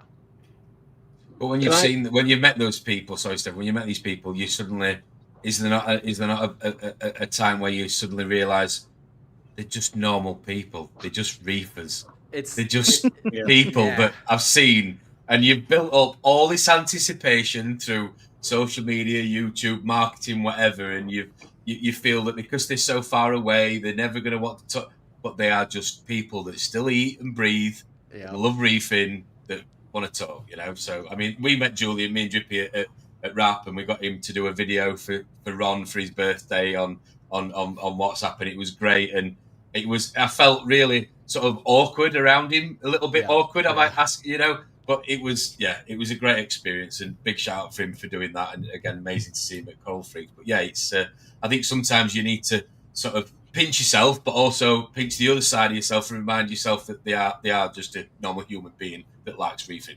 I think it's crazier that some of them, some of the people, I won't call people out, but some of the people I met were like weirder than me. Like I thought we were weird. Well, okay, I'll call Corey. Hi. Dude's weirder than I am when it comes to coral and fish, so that was pretty cool. But then these are just normal guys. They're not some crazy doctor scientist that you don't understand or you can't speak to. They speak just like us. They love the hobby just like us, and they're just as weird as us because we're all weird. So it's really cool. Definitely, we're all coral freaks. We're all coral freaks. Dong, over to you. Any favorite event? Any memorable sort of event you went to? Stands out? There is one interesting thing happened last year at the Boston this Fragscaping show, and a bunch of us was standing right next to Keith Berkelheimer's booth, and we all know each other sort of, and Bob Stark is there, Chris Magney was there, we all talking, right? And there's one guy standing there, so I keep checking out who he is. I just cannot. I'm not sure who that guy is. Apparently, he's not sure who I am, but we just talk like, oh yeah, we all know each other. And after all this conversation going on, and said, "Are you Richard Ross?" I said, "Oh yeah, don't okay." We've been talking for a long time, assuming that we all know each other. But I just just afraid to admit that I really doesn't know who that guy is, but he looked familiar because I watched so much Reef Beach show. So that's another thing is that in person, and if you watch somebody on the screen, it's dramatically different. Yeah, and then for example, when I talked to this old gentleman, wow, he's really nice. And then I said, "What's your name?" "Oh, Bob Stark." Okay. So, and just like this year, I went to that dinner before the show, right? So I was standing at the hotel lobby, and when nobody was there, I was waiting for the people to come in, and then somebody yelled, "Dong!" And then I look at that, a person really tall, looks very much like Ben Johnson, but the beard is gone. He said, "You're Ben?" He said, "Oh yeah, it's Ben." So I think those human interaction is the most memorable thing. And then actually that was the first time I met Ben Johnson from Reef. I have no idea. Oh, okay. Bob Stark. I'm just going along with it. If you use ESV, bionic. It's not a thing outside of the US. No, just here. Oh, the no bionic outside US? Well, maybe some places, but it's not really in Europe. Thanks, Corey. I think. Thanks, Corey. Thank you. Thank you. Because there was a moment there where I was just like, is he going to question who we're talking about? Because I haven't got a clue. Anyway, okay. Jamie, most memorable event and why? What stands out to you? I don't know. This has been a lifestyle for me for like 20 odd years. I used to work in the trade for 10 years and I'm doing installs. So I've been to some of the most exclusive properties in London for the richest people and seen the most amazing things. Yeah.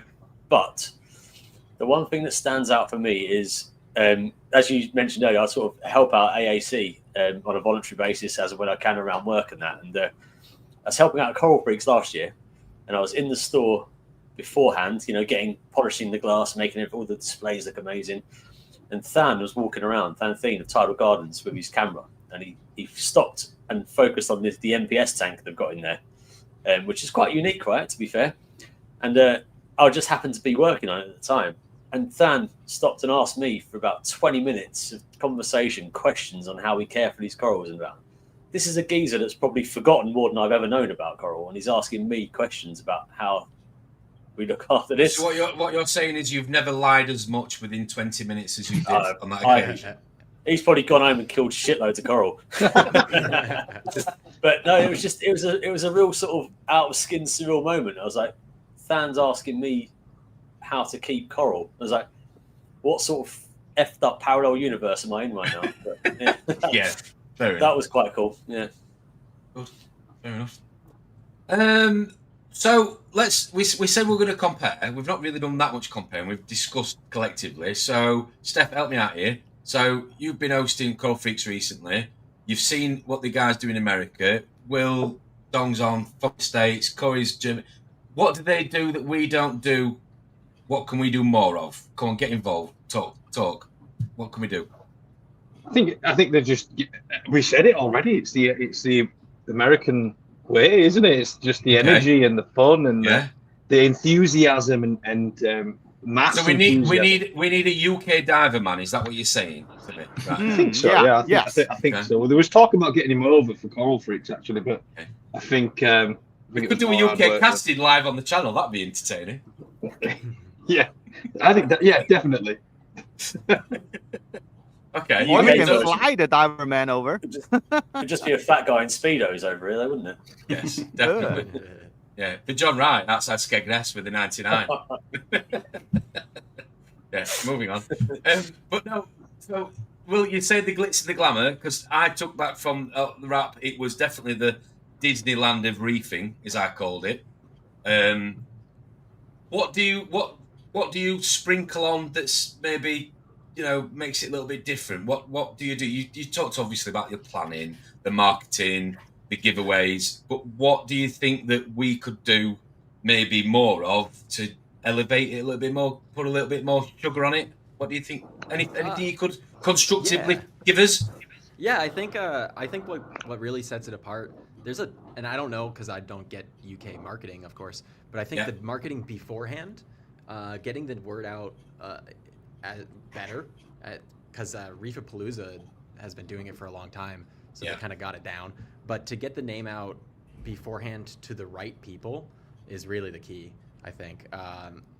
That, and then also a lot of the vendors that they're selling or they're displaying their product, like a coral light or a salt or like Nios or anything like that. The booths are just like on another level, and I think they keep competing with each other to get better and better.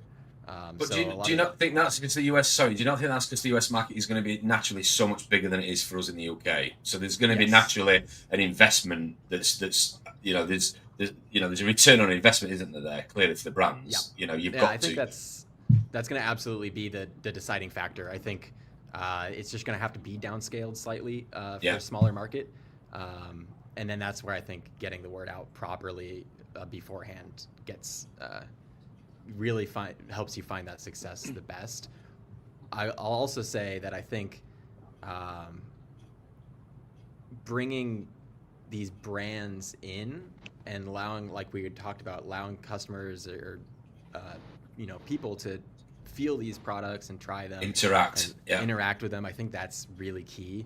And one downside I see here even is some vendors really don't bring enough of sale reps. People that know about their product and want to talk about it. A few brands here, you'll go up to their booth and there's one guy. I've witnessed that. I've witnessed that. I have witnessed that firsthand. If you're the owner of a company and you're going to go to a show that you know is going to be busy, bring one of your friends. Bring a buddy, bring a coworker. You can't go by yourself. I think the biggest thing I saw was people would walk up to a booth, kind of look at the product. No one would be there talking to them, and they would move on. And so I think having enough people there, getting them excited about the product, they're going to keep staying around. They'll keep going to the future shows. I think that's, getting the brands to actually represent themselves is challenging sometimes. Okay, fair enough. Yeah. So I do have a question for Will. Sorry about the interruption. Go on, you're right. So, because your company is the largest company in US for this hobby, so how big is the market in US for saltwater hobby? I love Steph, by the way. Uh-oh. Well, we got the dog. That's good. I don't have the exact numbers. I don't have any numbers or anything like that. I'd say the hobby itself, the amount of people in it, is growing. Mm-hmm. It's getting bigger. There's more new people than ever. Is it in the millions or? Yes. Yeah. Okay. Yeah. Wow. Maybe not millions. Maybe not with an S, but at least over 1 million people are into this hobby. And we're also, Bulk Reef is going into the fresh side of things too, so we're getting a little insight into that too. That side's huge, massive in the U.S. industry. It's about a 20-80 split in the UK, supposedly. I'd say it's even bigger here. We have tons and tons of people in fresh, and really the saltwater side is kind of it's growing in terms of users or hobbyists, but it's not growing in terms of purchasers. And so we see that people are buying less frequently, and that's kind of follows the economy as a whole. But I see, especially with some of the coral vendors and friends that I have, they're selling less of their high-end corals, less of the more expensive things, and more of the bread and butter corals. So I do think the amount of hobbyists are growing, but the market itself is kind of stagnant. And why do you think that? Do you think it's just literally just economy? People's have got less, because we see that in the UK a lot at the minute. I do especially, and that's why I think, which kind of moves me on to another sort of question for you, Will, is frag swaps, Don, Will, Corey as well, Germany, frag swaps, is that something that takes place often, or is it a thing of the past? Because I tend to hear it more in the American sort of community or hobby. Well, for locally, I think that the frag swap is going away. Okay. Yes. I have a different experience actually, which is interesting. Because geographically, the geographic difference is huge. Yeah. So in this area, the frag swap basically is like gone. Because before COVID, and then we still have some frag swaps. But 15 years ago, there's a lot, like every month or something like that. But then it become less and less and less. And right now, basically, the local reef show is only one. Oh, plus the Connecticut, what do you call it? Happen in the frag farmers market, and that's basically it. But the frag farmers market basically is a vendor show. It's really not about hobbyists trading frags. And everybody want money. They're selling the frags. So for trade, I do a lot of trade. Actually, people come to bring their coral in. I trade them corals. Because that's the information I gather is that that's a lot more convenient. They just, if they want to get rid of some coral, want something new, they just bring it in here, and I give them very good trade, and that's another reason. So Dom's like the UK version, Steph, Jamie, of like cash converters, but it's like coral converters. By the sounds of it. You can trade it in for absolutely sod all. Well, it's like more like the way I look at it is more like a community aquaculture effort. Yeah, fair enough. Yeah. So you grow coral, you have excess coral, you bring it here, instead of trying to find a buyer or a trader because everybody's so busy. And then the coral is sitting there. I have a section over there and the new coral, but they have to be aquaculture. That's very important. If you told me that coral come from the pet shop and from a wholesaler 2 weeks ago, hell no, I'm not going to take any of that. So, for example, like the frog spawn hammer, GSP, and then the new hobbyists will come in and say, I like this, and then it's so basically providing an outlet for people actually have their the outlet for the aquaculture coral at home. Mm-hmm. So then you can become a bigger network. It probably is a lot more convenient. That is like the whole lifeblood of our hobby, right? Is being able to swap frags with people. If you're successful enough to grow enough, I don't speak for any LFS, but I'm sure most LFS owners would much prefer to take quality, healthy corals off of hobbyists than buy their own. Actually, not. Not here. Must do. No, because that here is interesting. I saw is that, for example, if somebody bring their frog spawn, a green frog spawn in, and then so I asked them, have you take this to your local shop? They said that they give them peanuts, because the local shop will said, I can get this from wholesale, the wild one, despite the one they brought in is aquaculture. It doesn't play any importance in terms of shop, because so in that case that they will say, okay, I can get this for $20 from a wholesaler. I can only give you 15 or 10. But then when they bring the aquaculture coral here, I give you 50, because I value the effort of the aquaculture. But us as hobbyists don't necessarily, like when I frag my corals and take them to the LFS, I don't go there thinking I'm gonna get rich. I go there thinking I can swap this for some frozen food and just pay for my hobby. Yeah, that's all I want. Yes. The reason why I was asking about the frag swaps, Will, because I was saying about the economy and people obviously trying to save money, things are costing more expensive. Naturally, again, my sort of train of thought would be, well, if I don't have $100 or pounds, whatever, to spend on coral, but I have a load of this coral and I want a different coral, naturally you would think, well, if I take some of this coral and I swap it for a different kind of coral, I don't need to find $100, £100, whatever. So that surprises me that you would think that was more popular now more than ever. Would you not? Yeah, but I think what Dong was saying is entirely correct. I think most people are mainly wanting to sell their stuff for an amount of money that they think it's worth. Or the one I see when I was saying that I do still see trade for frag swaps going on. They're not necessarily events, but a lot of times the swap is predetermined on a forum or something beforehand. Yeah. And then when the show starts, people are trading. That is still pretty prevalent, and like the local smaller shows here have a whole table set aside for people to swap between each other. But it's never someone setting up shop and displaying what they have and looking for trades like a trading card game or something. It's predetermined trades.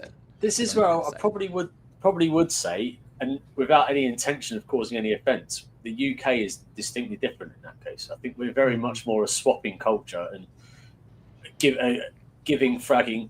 You know, this is how much of an old boring bastard I am, right? I'm a member of my village gardening club, and we'll have a gardening club meet on like the last Sunday of every month, and it's like literally at the village hall, and people are swapping seeds of tomatoes and cucumbers and all that sort of shit, right? It's exactly the same in the fragging world here. I will more than happily swap. Tom, I'm not going to just shout Tom's name because he's on the stream. He's my mate, but he dropped me a box of coral off at Coral Freaks, probably with a retail value of £300-400 worth of coral in a box, easily. And it was just a swap, and I still owe him some, but I gave him some back that probably didn't match that value anywhere near. No, but it's not about that, is it? It's not about we're that. much more. It was, yeah. Tom got some of the, as he says to me, I want some of your shit corals. He got some of the basic bread and butter corals off me, and I got some really nice bits off him, and we just swapped because we wanted each other's stuff, and that's like more of the UK culture as a whole. I think we're very much more up for. It's not really a monetization thing. Yeah, I think so entirely. I think here in the US, people have smaller circles that they trade with. So I trade a lot, but I trade with 4 people, and that's really about it. I think the more open to the public is a time in the past. I think maybe this is a little silly, but I think like the sneakerheads and the trading cards have infected America. Oh, 100%. That's the trophy. Yeah. That's the trophy collecting. 100%. Yeah. And I've fallen foul of that for a little bit with the names and all the lineage and all that. And ultimately, do you like the coral? Can you afford the coral? Can you look after the coral? Buy it. End of. Exactly. For me. Move on. Corey, have you ever traded with any vendors? Any other trades with anybody? Yes. Yeah. At every trade show I go to, or when vendors come to our show, we like trade a few, not huge numbers, but especially like things that I think I want to aquaculture in my facility, or they see something that they want. And usually we're not talking about huge amounts of monetary. We just basically, it's a friendship type of thing. It's very, you give us something, we give you something type of thing. And for like consumer side, like the whole frag swaps are basically dead here. Only like in little clubs you have it. But that's why it was very important to me to have a big area at our trade show where we had packing material, we had tables where people could swap their corals, repack them if they needed to. We had also a big area where private people could book a booth basically and sell their corals. It wasn't expensive. It was not nearly the price of a vendor booth. So everybody could just pay a few bucks, put a small tank there, sell or give away their corals for free. That we had like a separate area just for that. So I really want to try to focus more on that, like people coming together. Yeah. I think that's the message, isn't it? Like that, the frag swaps are like the cornerstone of the reefing hobby. Swapping with your friends and people, that's how you perpetuate your own stuff. It's a backup as well. If you've got like a beautiful coral that you prize, I want to put that in loads of my friends' tanks in case I have a crash or something and I know where it is. And I don't think it's not a detriment to the shops. I'm a massive pusher of support your LFS all the way. Because if you don't, they won't be there anymore. But I don't think frag swaps coincide with that at all. I think they work with that. Is it not like because I'm from a generation of trading Premier League stickers at school for my football book, and then it went on to Pokemon cards, and it's like, there's that kind of like excitement in there, and you're always going to go buy another pack of Pokemon cards because it's got more stickers in it, so you're always going to still go to the stores. Yeah, absolutely, yeah. There's a lot of marketing involved. I will say that, and that's something I took from America again, not aimed at just US because it's across every continent. But one of the things that was heavily prevalent in the US was marketing. You know, if you can market a product, people are going to buy it. You know. Tom, do you not remember being in your hotel room? Every minute on the telly. Do you need an attorney? It's like, mate, I had to pay $20 for 3 bottles of water for me, Drippy, and Salem from the hotel. That was the most painful experience, and I'm sure for those of you that I've told this story to several times will be wincing that I'm telling you again. It was very painful for a Yorkshireman to spend $20 on 3 bottles of water. And how much did you tip for that, Tom, as well? No comment. No comment. Okay, so what? So just before we sort of wrap up, to conscious of time, there is something I want to talk about with Dong for a minute, based on last week's stream. He doesn't know what's coming, but anyway, you shall see. So highlights for Will, Corey, highlights for and Dong. Sorry, highlights in across the pond. What are the highlights of your reefing shows? What do people come to the US and to Germany for a reefing show? What are the main sort of standout things that people are looking for? We've talked about community. We've talked about raffles. Anything else that stands out that maybe us in the UK could be implementing moving forward? Anybody want to go first? Go on then, one. Yeah, brands releasing their products at the shows. Yeah. Okay. Yeah, that's the big thing. Everyone in the US releases their new product at a show. All the EU brands are releasing their products or announcing their products in the US at these shows. That gets a ton of people. I was at the booth when the Trident NP was released from Apex, and that was crazy. There's just endless amounts of people, like a line. I think there were 6 sales reps, and there was like still a line of people asking questions about it. So that gets a lot of people through the door, I imagine. Fair enough. Don, Corey, No, I couldn't agree. I couldn't agree more with him, because for the last few years, it felt like companies were moving away from announcing their products at shows. They were just doing it online. But now it feels like they're going back to that medium, because it's just, you get the reaction of the customer right there and there. So that's, I think, a very big plus point. For me, though, I think location of the show is also very important. I mean, look at the Orlando one. Everybody's going to this show because you have Disneyland. So you bring your family, they go to Disneyland. Of course, you don't have a Disneyland in the UK. So that's a bit problematic. It's called Skegness, where John Wright lives. It's not quite on par. No, but I mean, it's the same for us. I mean, we're close to the Porsche Museum. We're in the heart of Stuttgart, so people come to us at our show, and then they still have the whole weekend to do things around us, our store. So if you guys want to do more shows, I would try to find a location that it makes it very accommodating for more. Yes, accommodating. That makes good point. That's a good point. Well, if you come to Harlow, we've got a B&M and a TGI Fridays, so That's funny you say that, Corey, because like a lot of these places, like Orlando, is literally a convention center city. Yes. Las Vegas is a convention center city. Like there's just a dozen convention centers. Well, we were at the bar, Will, at the Caribbean Isle, me and Drip, having a drink and having something to eat. And we just got talk. You know what Drippy's like. He'll talk to anybody. And we just got talking to people at the bar, and their husbands were in the convention. You call it event. Well, I call it event in the meet, and they were just chilling out. There's a swimming pool. There's the spa. There's a shopping centre. You're right, Corey and Will. Obviously, everything you're saying there, and I think. Listen, I know, Steph. Come on, we're from Yorkshire. We're not exactly going to give them, the ritz and glitz of whatever, but. I do think there's something to take from that. I do think there's a important message there. Definitely. We've got the benefit in the UK of if there's a show in the north or the south, at worst, it's probably 3 or 4 hours drive for people. In the US, you've got to think about 8-hour flights to get to places, and and we don't realise how lucky we are, really, and we sort of think like, I'm not going to drive 4 hours for that. But these Americans are walking around the swimming pool with these sort of like, I suppose, man bags on. With frag plugs in them, with corals on them. I'm just going to get on the plane and I'm just going to go back to wherever with my corals. We can't do that. No, I can't do that. Anyway, so I think Don, that go on, Don. Over to you. Okay. Sorry about that. I think that trade shows actually mostly sponsored by the money. It costs money to do these shows.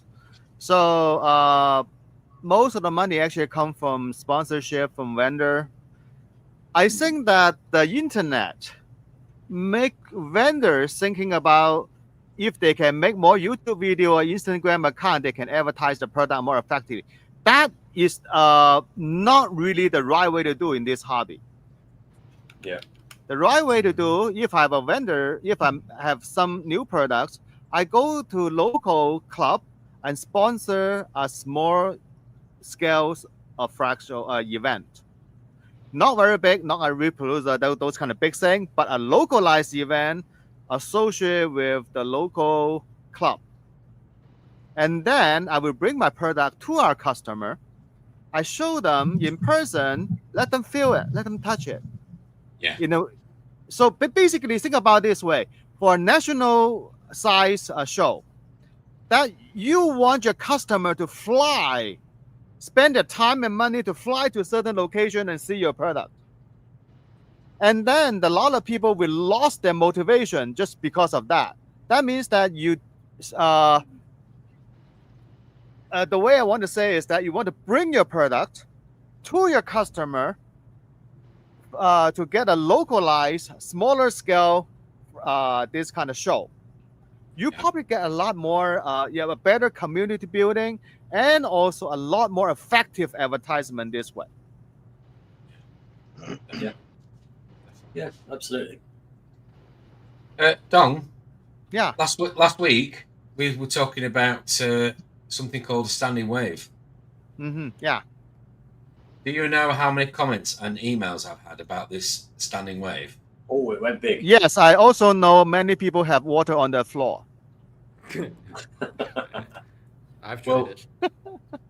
We'll try. Well, one person in particular that was adamant that was going to prove one of your statements wrong was a gentleman called Scott, and he has shared a video of him attempting a standing wave with 2 MP40s. 2 MP40. Have we got the video? Would you like to see? Yeah. Okay. Well, of course, when you have that much power head. Ah, okay. Okay. Yeah. When if you have 2, how big is the tank? I've not got the dimensions. 5 foot. That's a big wave. Yeah, that looks very good.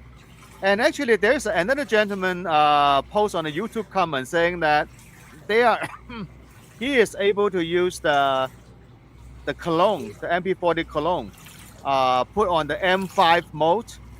That's really nice. Listen to that noise. Though. Great noise. Would you accept that as a Dong approved standing wave? Yeah, that's good. Yeah. He find the sweet spot for that. Perfect. So there's a gentleman has a comment on the YouTube saying, well done, Scott. Dong approves. Yeah, good job. So you're MacGyver. You make it work. That's perfect. So there's a comment saying that on the DMP, the MP40 cologne. So if you are using the controller. Oh, sorry, Dong. They're MP60s. Oh, sorry, my this is Scott God. himself. Sorry, Scott. Thanks for joining us, mate. 2 MP60. 2 MP60s. But that's a beautiful wave. Yeah, beautiful wave. Yes. Yeah, beautiful wave. For now, until his seams go. No, he seems fine. He seems okay. Yeah, that wave, actually, I like that wave because it's even though the wave is pretty deep, but also quite calming and gentle. Very good job. I'll show you again. Yeah. Let's have a little look. Yeah.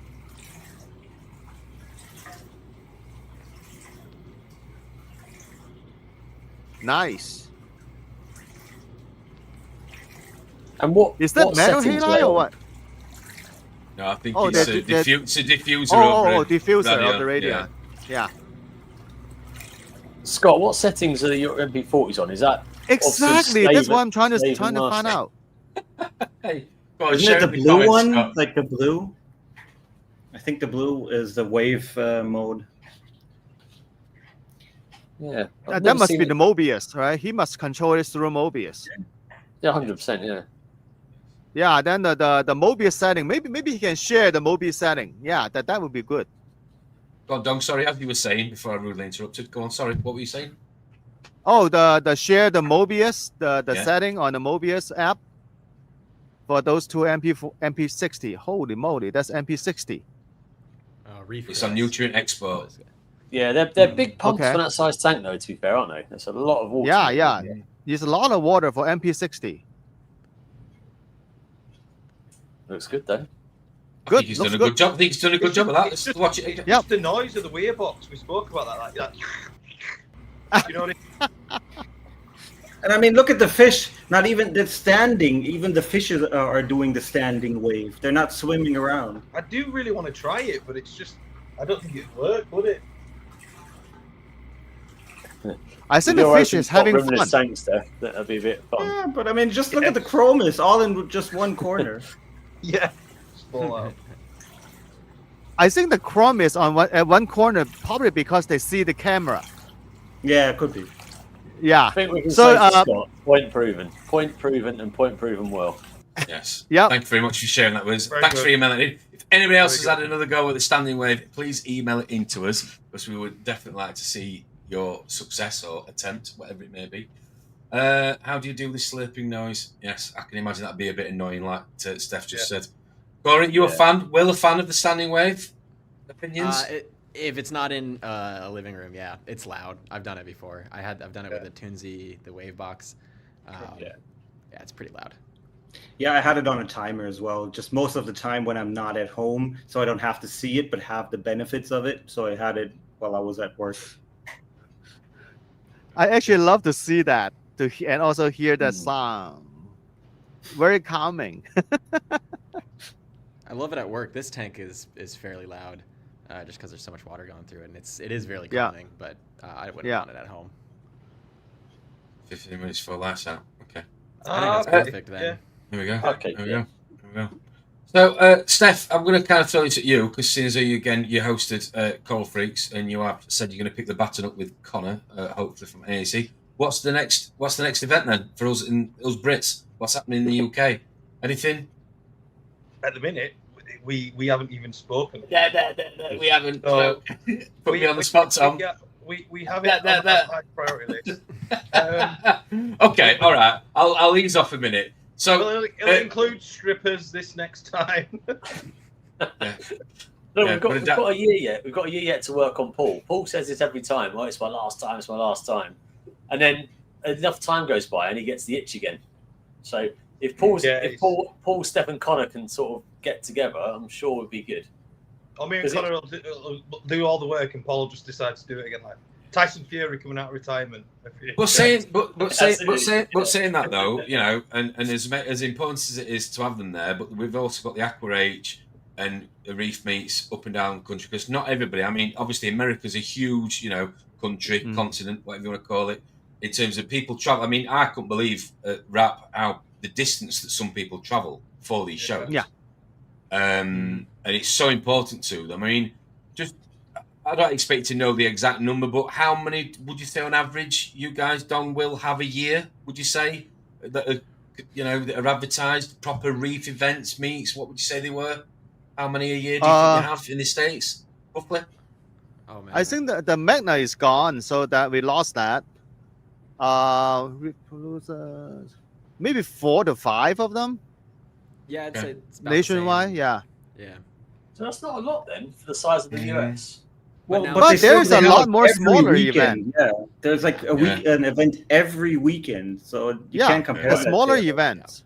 Yeah, Reefing USA does 2 events. I think you've got to give people a break to pay the credit card off and save up a little bit in between, haven't you? You know, there's certain times of the year it's a little bit more expensive as well. You know, I think the natural balance in the UK has sort of been found because we used to have loads of little regional clubs, but I think, as I say, because the hobby has shrunk somewhat, we haven't got that population to have those regional. It's got to be a national thing in the UK now, isn't it? As much as I'd rather, we've got like Facebook groups, like Essex Reefers and stuff like that. But are they going to do a meet every couple of months, every quarter? Probably not, because you're going to get about 10 people turn up. It's got to be a sort of a national thing. And if we do a national show, say twice a year, I think that's probably a good sweet spot. And then the likes of the Reefers Network and the Facebook meetup groups, they could do the shop meets all the way through to keep all the local sort of things going. That's important. That's what we've got to do. That's important. And it's not important just for us getting together. It's important for the shops. The shops are sort of we're seeing shops close. We need to get to these shops more.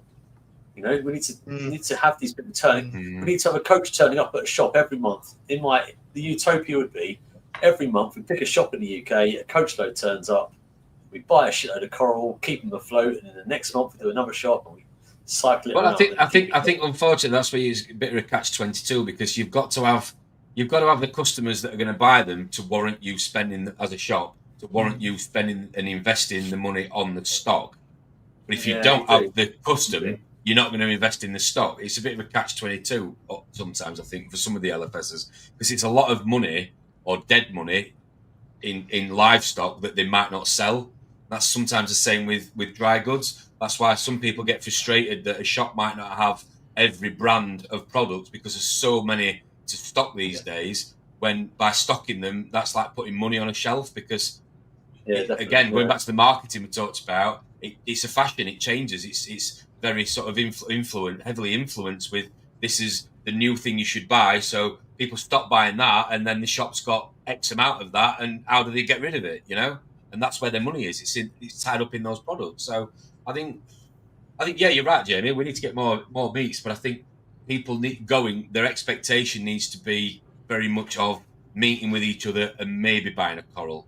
not going to meet to buy the best coral because they're not always going to be available because it doesn't warrant. That's true. That's true. And without naming any names, when you go on these meets, there are always five or so people that their personal circumstances aren't fantastic, and it's their only opportunity to get out and meet people. And when we go and do these meets, they turn up for it, and it's like, that's it as well, right? The community, come on, that's what it's about, people. So, how many freshwater events in England?